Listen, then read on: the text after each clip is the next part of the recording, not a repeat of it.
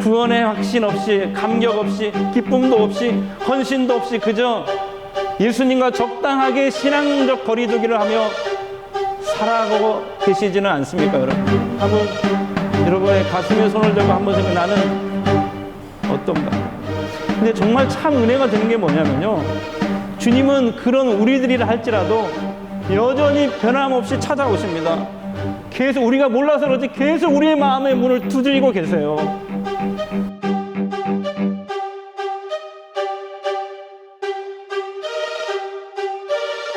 서로 인사하겠습니다. 잘 오셨습니다. 평안하십시오. 주 안에서 승리하십시오. 네. 사회적 거리두기가 4단계가 2주 더 연장이 된 상태입니다. 연일 수도권의 확진자가 연일 1000명이 넘어가고 있기 때문에 그렇습니다. 그래서 오후 6시 이후에는 사적으로 2명 이상 모일 수가 없답니다.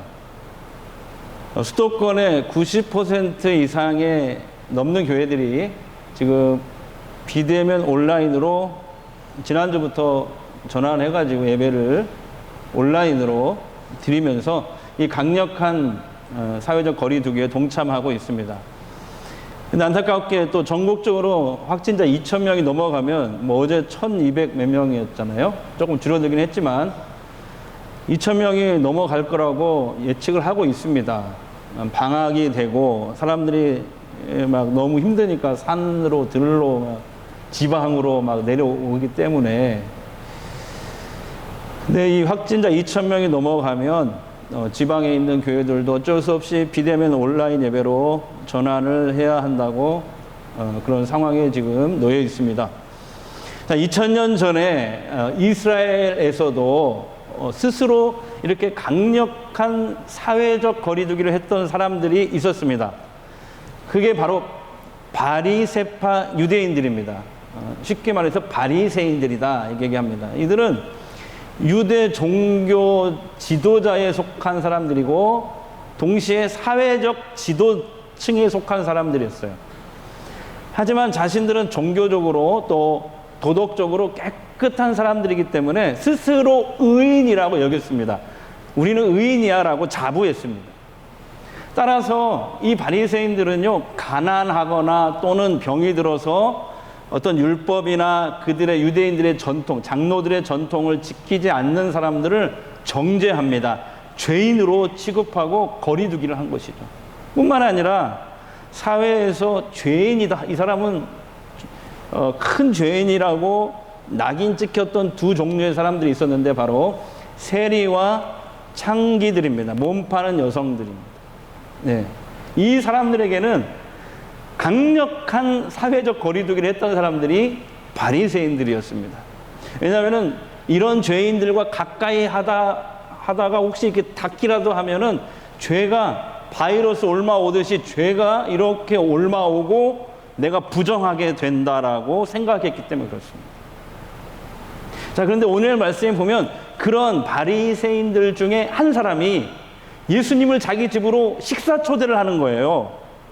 자, 이 사람의 이름은 시몬입니다. 당시 대부분 바리새인들은 예수님을 아주 싫어했습니다. 왜 싫어했냐면 예수님은 율법과 전통을 자꾸 어긴다. 그리고 세리와 죄인, 자기들이 정말 경멸하고 강력한 거리두기를 하고 있는 이 세리와 죄인들과 함께 어울려서 먹고 마시는 자다. 이렇게 예수님을 비판하고 적대시한 것입니다. 이런 상황에서 이 바리새인 시몬이 예수님을 집으로 초대를 한 거예요. 사실 그것만 하더라도 다른 바리새인들보다는 대단한 것이죠. 예수님은 이 식사 초대에 응하셨습니다. 그때 이스라엘 문화는요, 이런 문화였어요. 귀빈이 집에 오시면 이렇게 우리는 안녕하세요 하잖아요. 그게 인사가 아니고 이 사람들은 서로 뺨에다가 입맞춤을 합니다. 키스를 합니다. 시범을 어떻게 보여드릴 수가 없네요. 예. 예. 상상이 가시죠? 예. 뺨에다가 서로 얼굴에다가 입맞춤을 하고 그게 인사였어요. 최고의 인사. 그리고 나서 주인이 발을 씻어주든지 아니면 하인을 통해서 씻어주고 수건으로 닦습니다. 그리고 머리에는 그때 당시엔 비쌌어요. 지금 우리는 식용유로 쓰지만 그 사람들은 굉장히 비싼 기름이었는데 감람유, 올리브유를 머리에 발라줬다고 합니다. 이게 손님이 오시면 하는 그들의 귀빈 대접 절차였어요. 식사하기 전에. 그런데 여러분 보십시오. 45절, 46절 보시면 시몬이 예수님을 말이야 세상에 초청해 놓고 아무것도 해드리지 않는 거예요. 아무것도 안 해요. 여러분 이건 뭘 의미합니까? 시몬은 다른 바리새인들처럼 예수님을 적대시하지는 않았지만 그저 예수님을 그냥 하찮은 손님의 하나로 그냥 손님 하찮 귀빈도 아니고 하찮은 손님으로 그냥 여기고 집으로 초대한 것 같습니다. 아마 예수님을 여러 가지로 한번 시험해 보려고 했던 것 같아요. 그리고 흠이 있으면 이 교회에 한번 찾아보려고 자기 집으로 초대를 한 것 같습니다.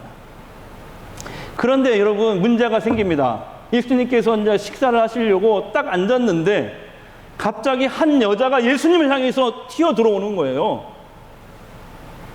37절에 보면 이 여자는 그 동네에서 죄를 지은 한 여자다 이렇게 나와요.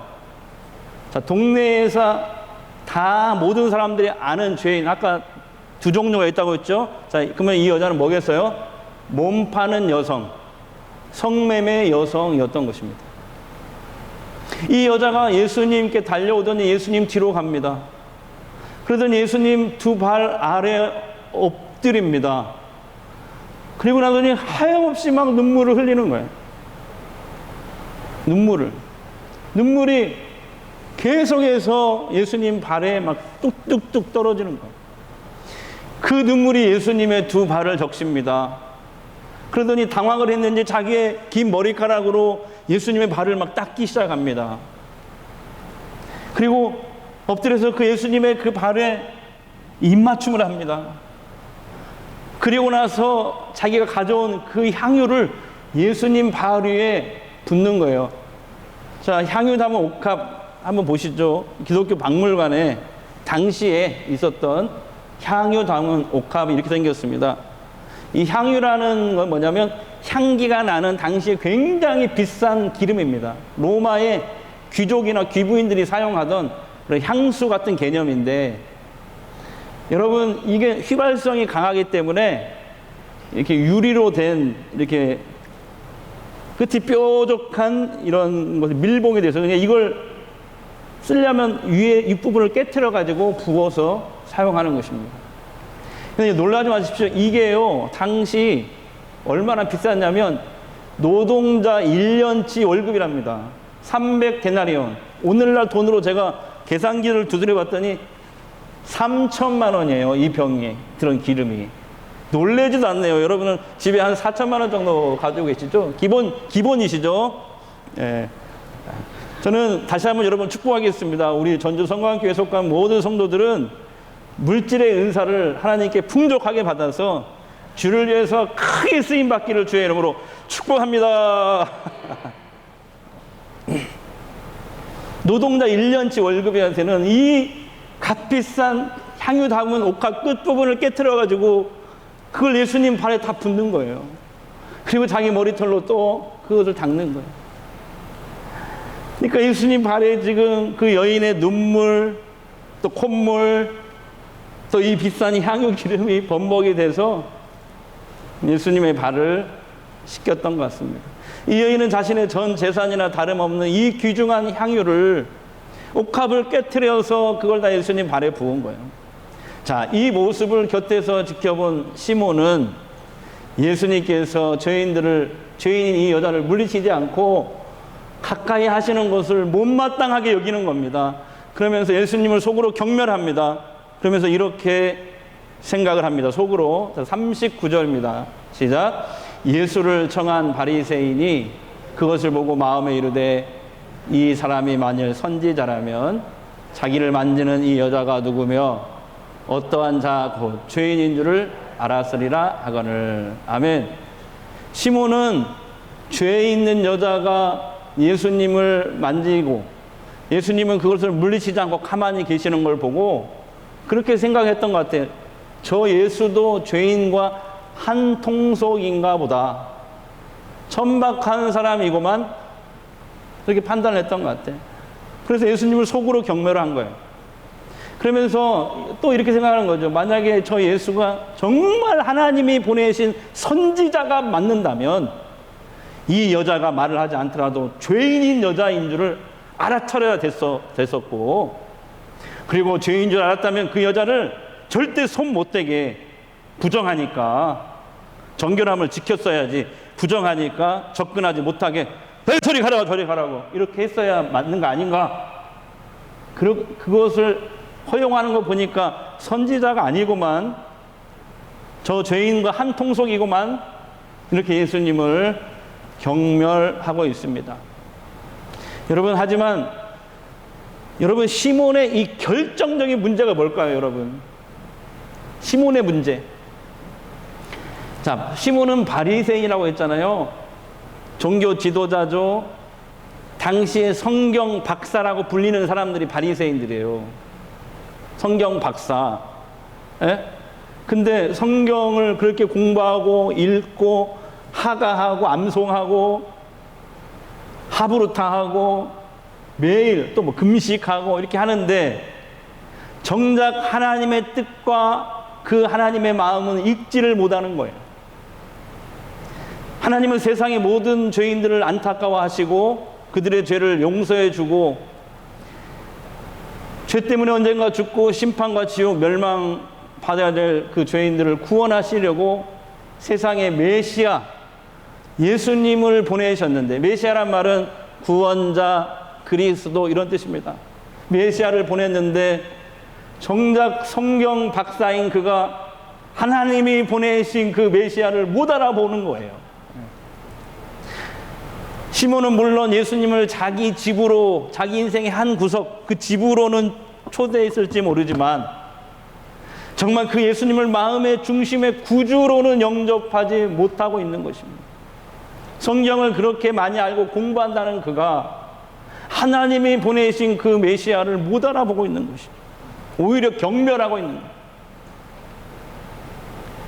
여러분, 그는 분명히 평소에 성경 공부를 통해서, 하가를 통해서, 하브루타를 통해서 분명히 700년 전에 하나님께서 이사야 선지자의 입을 통해서 말씀하신 그 메시아 예언을 분명히 알고 있었을 거란 말이에요. 그 메시아 예언이 뭡니까? 하나님께서 세상을 사랑하사, 죄인들을 사랑하사, 죄인들을 죄에서 용서해 주시고 구원해 주시기 위해서 심판받고 멸망, 지옥 가는 것을 거해서 구원해 주시려고 구원자 메시아를, 그리스도를 보낸다는 예언입니다. 언젠가 보내는데, 근데 그 메시아는, 하나님이 보내신 그 구원자 메시아 그리스도는, 그 메시아는 사람들의 모든 죄를 다 자기가 짊어지고 죽는 속죄양처럼 비참하게 죽게 될 것이다 라는 그 예언입니다. 자, 구약에 그런 예언들이 많이 나와 있는데 대표적인 예언을 한번 보겠습니다. 이 시몬도 분명히 이걸 알 거예요. 여러분 한번 같이 읽습니다. 여러분 잘 아실 거예요. 시작. 그가 찔림은 우리의 허물 때문이요, 그가 상함은 우리의 죄악 때문이다. 그가 징계를 받음으로 우리는 평화를 누리고 그가 채찍에 맞음으로 우리는 나음을 받았도다. 우리는 다 양 같아서 그릇 행하여 각기 제 길로 갔거늘 여호와께서는 우리 모든 죄악을 그에게 담당시켰다. 여러분, 우리는 압니다. 여기 나오는 그가 누구예요? 예수 그리스도. 여러분 믿으시죠? 근데 시몬은 스스로, 그 성경 박사라고 하는 시몬은 스스로 의인이라고 여기고 있기 때문에 자신이 죄사함을 받거나 구원을 받을 필요성을 못 느끼는 거예요. 그래서 예수님을 초청하고, 이 구원자 예수님이 자기 눈앞에 지금 앉아 계시는데도 하나님이 보내신 메시아인 줄 모르고 그저 하찮은 손님으로 맞이할 뿐입니다. 흠이나 어디 잡을 데 없나 보는 것이죠. 여러분, 안타깝게도 오늘날에도 시몬과 같은 그리스도인들이 교회 안에 있습니다. 시몬처럼 지식으로는, 이론으로는 하나님의 말씀을 알고 있어요. 구약과 신약 다 알고 있어요. 예수님을 잘 알고 있대요. 그러나 정작 중요한 순간에 예수님을 믿고 따른다고 말은 하는데 결정적인 자기 삶 속에서 중요한 순간에는 예수의 뜻보다는 세상의 상식을 따라갑니다. 세상의 관례를 따라갑니다. 내 뜻을 쫓아가요. 내 뜻을 펼쳐나가요. 이게 교회 안에 있는 오늘날 시몬이라고 생각을 해요. 그런 거죠. 예수는 내 인생에 절대적으로 필요한 분은 아니고 내 인생의 한 부분 정도 그냥 있으면 좋고 유익한 정도. 여러분 우리 여자 성도님들 목걸이 차고 계시잖아요. 이영재 집사님도 예쁜 목걸이 있잖아요. 그거 왜 차고 오십니까? 있으면 좋고 없으면 그냥 말고 그거잖아요. 차면 좋고. 예수님을 그런 정도로 생각하는 사람들이 현대에도 시몬과 같은 그리스도인들이 있다는 것입니다. 그런가 하면 이 여인처럼 예수님을 하나님이 보내신 세상 구원자, 메시아로 유일한 구원자, 내 마음에 영접하여 죄사함과 구원의 확신을 가지고 살아가는 그리스도인들도 분명히 있습니다. 그래서 그 구원의 기쁨과 감격으로 예배를 드리고 찬양을 하고 주님께 헌신을 드리는 것이죠. 여러분, 이 여인은 왜 이 죄 많던 사람들이 죄인이라고, 큰 죄인이라고 말하는 이 여인은 왜 예수님께 이 최고의 감사와 헌신을 드리는 행동을 했을까요? 그것은 하나님이 보내신 구원자 예수님이 얼마 전에 나 같은 큰 죄인을 용서해 주시고 구원을 선언해 주셨기 때문에 그렇습니다. 48절과 50절 말씀이 그걸 증명합니다. 한번 읽겠습니다. 48절. 이에 여자에게 이르시되 내 죄사함을 받았느니라. 다 같이 내 죄사함을 받았느니라. 내 죄사함을 받았느니라. 이 부분을 제가 헬라어 원어 성경으로 보니까 죄사함을 받았느니라 이 부분이 좀 유식한 말 쓸게요. 과거 완료형 동사예요. 무슨 말이냐? 과거에 이미 죄사함이 받고 끝났다 이런 뜻입니다. 과거 완료형 동사예요. 다음에 50절 보겠어요. 예수께서 여자에게 이르시되 내 믿음이 너를 구원하였으니 평안히 가라 하시니라. 자, 다 같이요. 내 믿음이 너를 구원하였느니라. 중요하니까 내 믿음이 너를 구원하였느니라. 이 말씀도 원어 성경으로 보니까 너의 믿음으로 이미 그때 이미 죄 용서와 네가 예수 믿음으로 죄 용서와 구원을 얻었다 이런 뜻이더라고요. 그러니까 이 여인은 얼마 전에 아마 주석가들이 그렇게 추측을 해요. 이 오늘 본문의 앞부분을 보면은 예수님이 누구 집에 있었다가 또 오셨냐면 세리 마태 집에 계시다가 왔어요. 그러니까 세리 마태의 집은 집에서 다른 세리들, 그다음에 세리와 죄인들이 함께 먹고 마시고 그리고 대화 나누셨더라. 그래서 세리는 아시죠? 죄인들은 성매매 여성들을 얘기하는 겁니다. 그러니까 아마 이 여인도, 이 무명의 여인도 그때 세리 마태의 집에서 예수님께 교제하고 예수님 만나서 거기서 예수님을 구주로 영접하고 죄사함을 받고 구원을 선언해 주신 것 같아요. 그 후에 시간이 지나서 그 자기가 구원받은 게 너무 감사하니까 주님이 시몬의 집에 계시다는 소문을 듣고 무작정 예수님께 감사와 헌신을 드리려고 옥합을 들고 쳐들어온 것 같아요. 그러니까 이 여인의 행동은 얼마 전에 자신에게 베풀었던 예수님이, 그 메시아가 베푸셨던 죄 용서와 구원에 대한 감격과 기쁨에서 나온 행동이었습니다. 얼마 전에 어느 기관에서 교회 다니시는 분, 아니 안 믿는 분이 아니고 교회 다니시는 분 1000명을 대상으로 설문조사를 한 걸 제가 신문에서 봤습니다. 2주 정도 됐는데요. 설문 내용이 그거예요. 당신은 지금 구원의 확신이 있으십니까? 네 라고 대답하는 분들이 응답자의 50% 정도밖에 안 돼. 52%. 그러니까 1000명 중에서 500명은 나 구원의 확신이 있어요. 근데 500명은 교회는 다니는데 구원의 확신이 없는 거예요. 그냥 신앙생활을 하는 거죠. 자, 제가 여러분께 질문하겠습니다. 속으로 한번 답변해 보세요. 이거 대단히 심각한 거예요, 저는. 예, 속으로 대답하세요, 속으로. 여러분은 어떻습니까? 여러분은 어떻습니까? 다르게 질문할게요. 여러분, 지금 내 인생에서 예수님은 어느 정도 비중을 차지하십니까? 시몬처럼 예수가 내 인생에 계시면 좋고 액세서리처럼 있으면 좋고 유익하고 없으면 뭐 그냥 말고 이렇게 예수님을 그저 손님처럼 여러분 여기십니까? 아니면 이 여인처럼 예수님은 하나님이 나의 죄사함과 구원을 위해 보내신 유일한 구원자이십니다. 유일한 구원자이십니다. 내 인생의 주인이십니다. 다 고백하고 그분을 내 마음의 중심에 모시고 지금 감사와 찬송과 예배와 헌신을 드리고 살고 계십니까? 교회에 오래 다니신 분들은 이론적으로는 구원이 뭔지 어떻게 구원을 받는지 압니다. 이론적으로. 근데 문제는 뭐냐면은 이론으로는 아는데 지식으로는 아는데 그 말씀이 체험이 되지 않는 거예요. 이게 피부에 와닿지 않는 거예요. 어떤 교회에 어떤 교인이 자기 어머니가 오늘 내일 한다고 지금 병원에서 돌아가시려고 한다고 목사님께 연락이 온 거예요.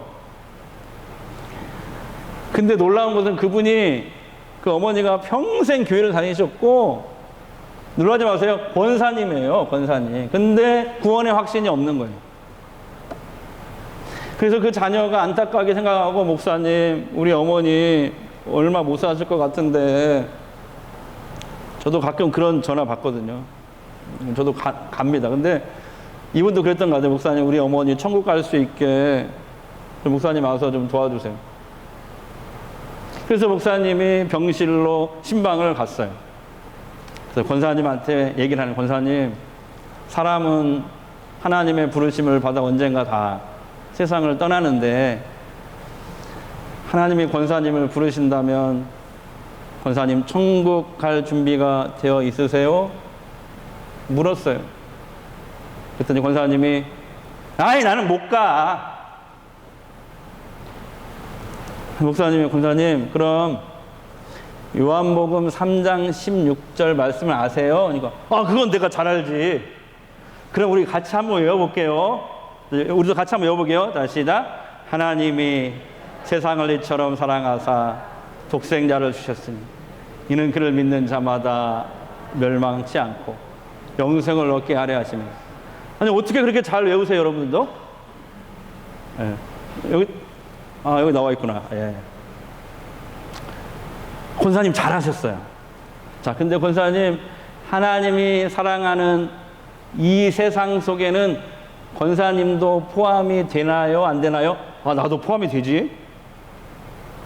자, 그러면 하나님이 세상 속에 있는 권사님을 사랑하사 누구를 보내주셨다고 돼 있어요? 독생자를 보내주셨네. 독생자 예수님을 보내주셨지. 저도 잘 보세요. 그 예수님을 믿는 자마다 우리 권사님 예수님 믿으시죠? 믿지. 그럼 믿지.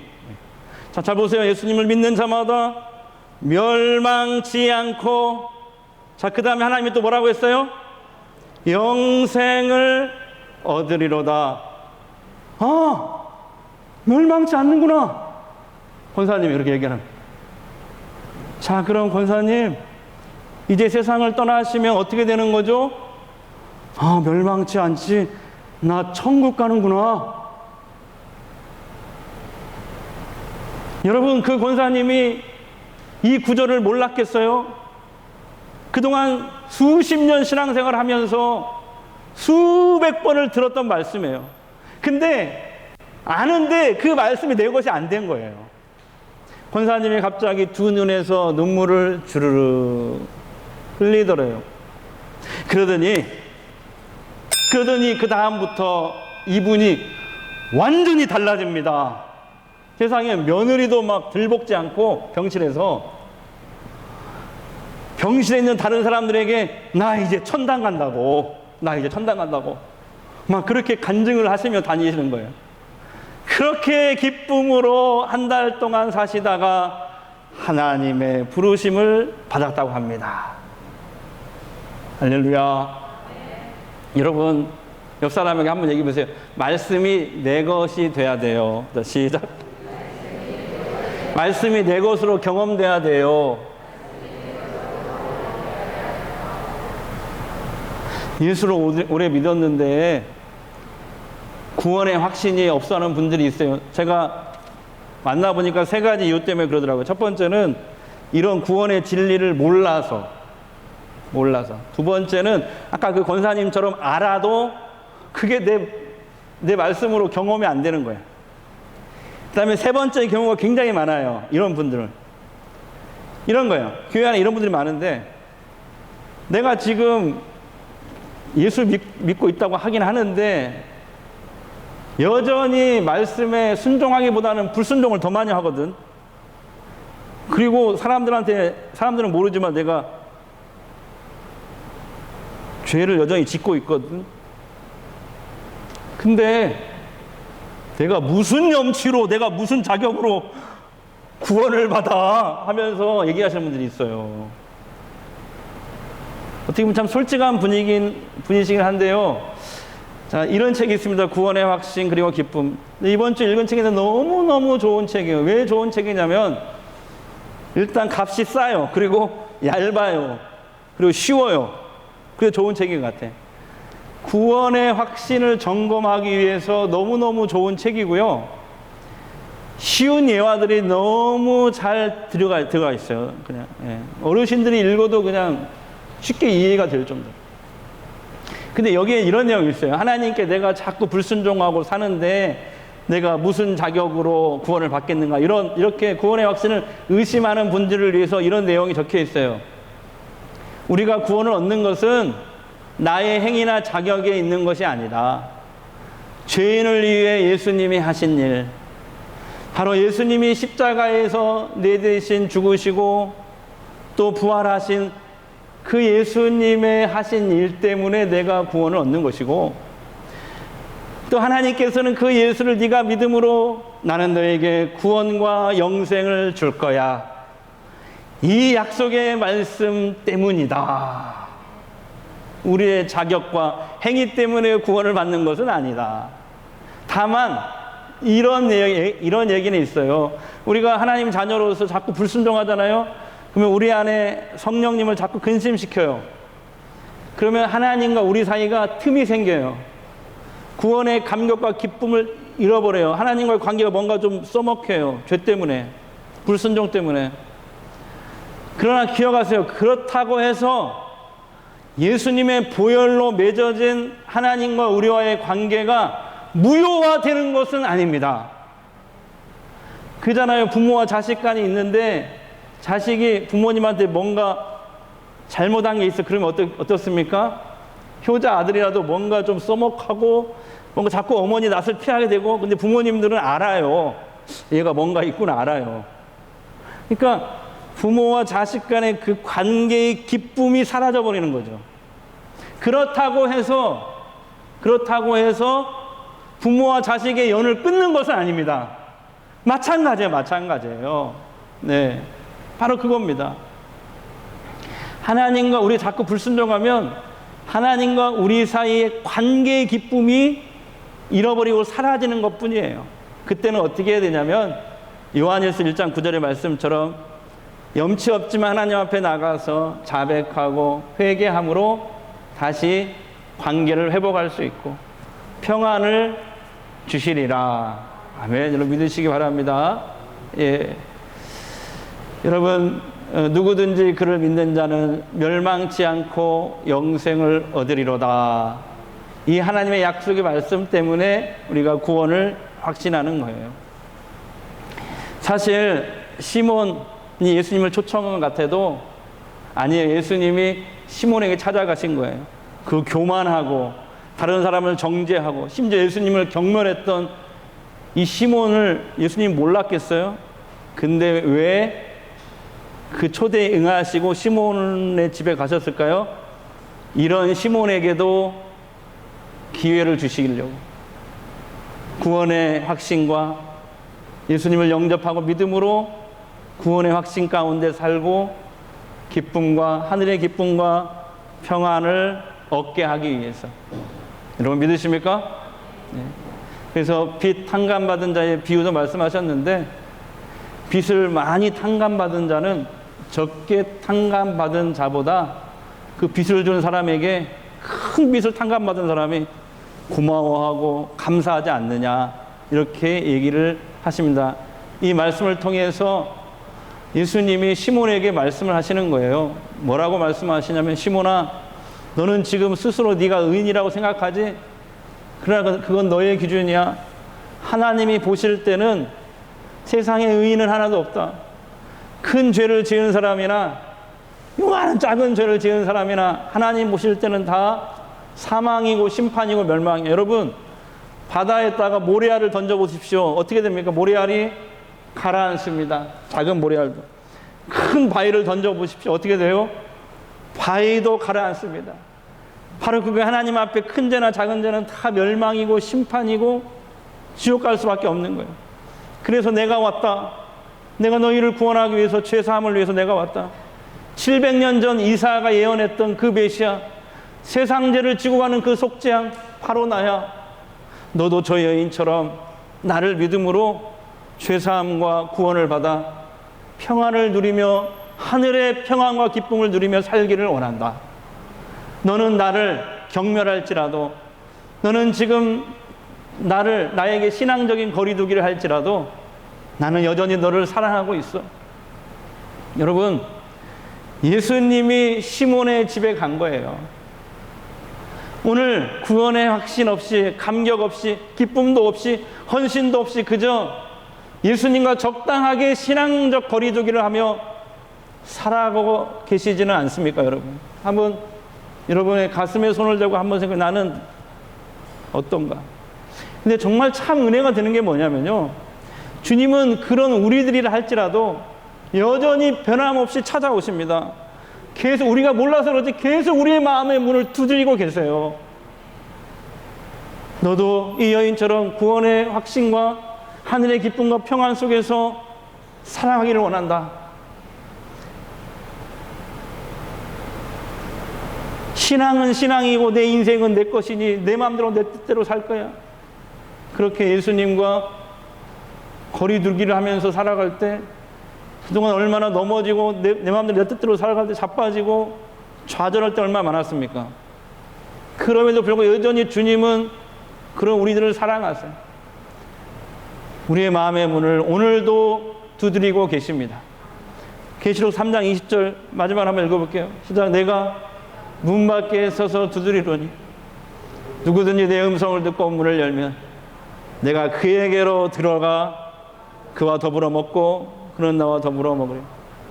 주님은 오늘 또 이 부족한 목사를 통해서, 목사 입을 통해서 여러분의 마음의 문을 두드리고 계세요. 이렇게 말씀하세요. 내가 너의 마음속에 들어가서 너의 삶을 오늘부터 내가 인도할게. 너 그동안 네 인생을 네가 스스로 운전했을 때 얼마나 힘들고 좌절하고 실패했니? 이제 그만하고 네 인생의 운전대를 나한테 한번 맡겨보지 않을래? 내가 네 마음의 문에 들어갈 테니까 마음의 문을 열고 나를 영접해봐. 분명히 너의 삶에 놀라운 변화와 하늘의 평강이 주어질 거야. 오늘 여러분 가운데 구원이 확신이 없이 오늘 신앙생활을 하고 계신 분이 혹시 이 자리에 계신다면 주님의 이 음성을 듣고 마음의 문을 열어주시기를, 마음의 문을 열기를 주의 이름으로 축복합니다. 주님을 내 마음의 구주로, 내 마음의 중심에 모시기를 바랍니다. 여인처럼 구원의 확신, 감격, 하늘의 기쁨과 평안 속에서 늘 살아갈 수 있기를 간절히 바랍니다. 한 주간도 구원의 확신을 가지고 주님이 주신 평안 가운데 살아가기를 주의 이름으로 축복합니다. 1절만 부르겠습니다. 예수로 나의 구주 삼고 성령과 피로써 거듭나니 이 세상에서 내 영혼이 하늘의 영광 누리도다. 이것이 나의 간증이요 이것이 나의 찬송일세. 나 사는 동안 끊임없이